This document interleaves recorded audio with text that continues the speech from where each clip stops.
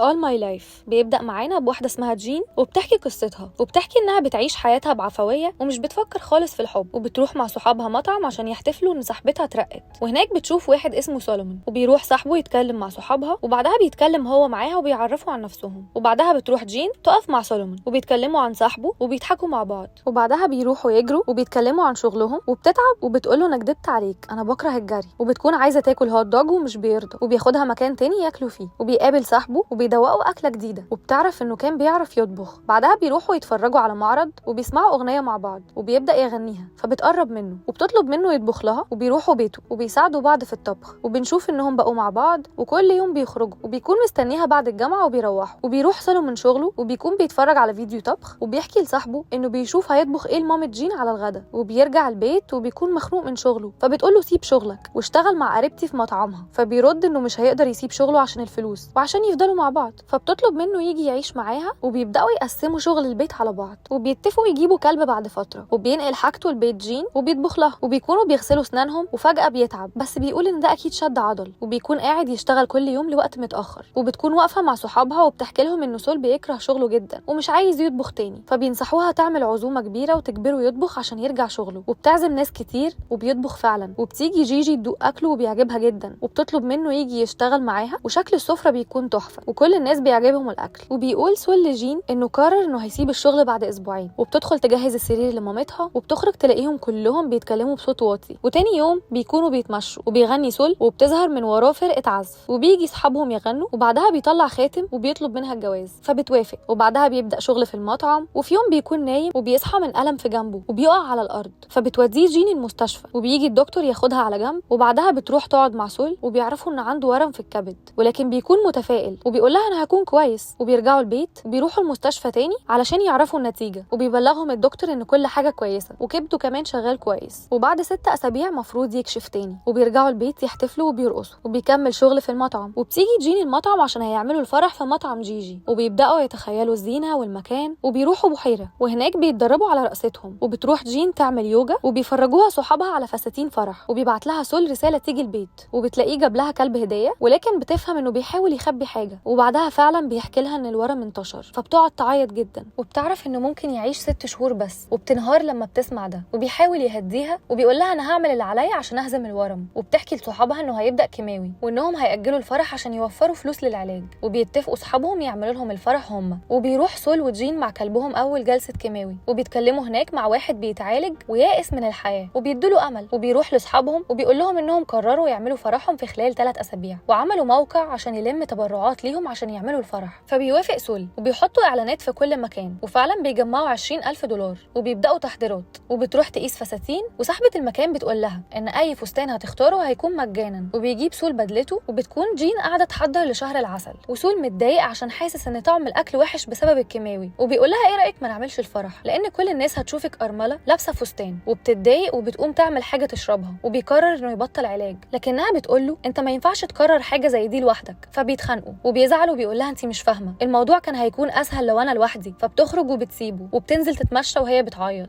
وبتلاقيه قاعد في الشارع هو كمان، وبتقول له انت وعدتني هتفضل معايا، وبيرد انه مش عارف يدوق اي حاجه وهو شيف، فبتواسيه وبتقول له مش عايزين نستسلم وانا مش ارمله انا عروسه، وبيحضنوا بعض، وبيجي يوم الفرح وبيجهز سول وجين، وبيكون سول جايب لصاحبه هديه، وبتوصل جين وبيكون شكلها حلو جدا، وبيبداوا مراسم الفرح، وبيقولوا صحابهم انهم عمرهم ما شافوا 2 بيحبوا بعض كده، وبيوعد سول جين انه عمره ما هيبطل يحبها، وبيشكرها انها جنبه، فبتعيط وبتقول له انها مش قادره تتخيل حياتها من غيره وانها بتختاره كل يوم، وبيرقصوا زي ما اتدربوا، وبعدها بيروحوا يقفوا عند النافوره وبيقولوا ان كل حاجه كانت زي ما كانوا عايزين بالظبط، وبتنط بالفستان في الميه وبيدخل معاها، وتاني يوم بيروح يعمل اشعه وبيلاقوا ان السرطان بقى في كل مكان، ودلوقتي مفيش اي امل انه يعيش، وبيقف يعيط وبتحضنه وبتوديه لصحابه، وبتقعد في العربيه تعيط وتصوت، وبعدها بيفضل سول نايم من التعب، وبتقعد جين معاه وبيغسلوا اسنانهم مع بعض وبيهزروا، وبتكون قاعده تكتب هتقول ايه في العزا بتاعه، وبيطلب منها تقراه له، وبتكون كاتبه اننا لازم نعيش اللحظه عشان الحياه مش مضمونه، وبنشوف بعدها صحابه فتحوا مطعم عشانه، وبتكون مبسوطه عشان ده بالظبط اللي كان نفسه فيه، وبتروح مع صحابها المكان اللي كانت عايزه تروحه في شهر العسل، وبتفتح علبه فيها فيديو كان عامله لها، وبيكون بيشكرها على كل حاجه وانه كان نفسه يفضل معاها وانه مش عايزها تفتكره كواحد مريض، وبيكون كاتب لها كل وصفات اكله، وبيقول لها انه بيحبها، وبتروح بعدها تتمشى على البحر، وبتقول انها اتعلمت يعني ايه تحب، وانها هتخلي الايام تشفي حزنها وهتعيش حياتها. وفي آخر الفيلم بنعرف إن دي قصة حقيقية وبنشوف جين وسول الحقيقيين.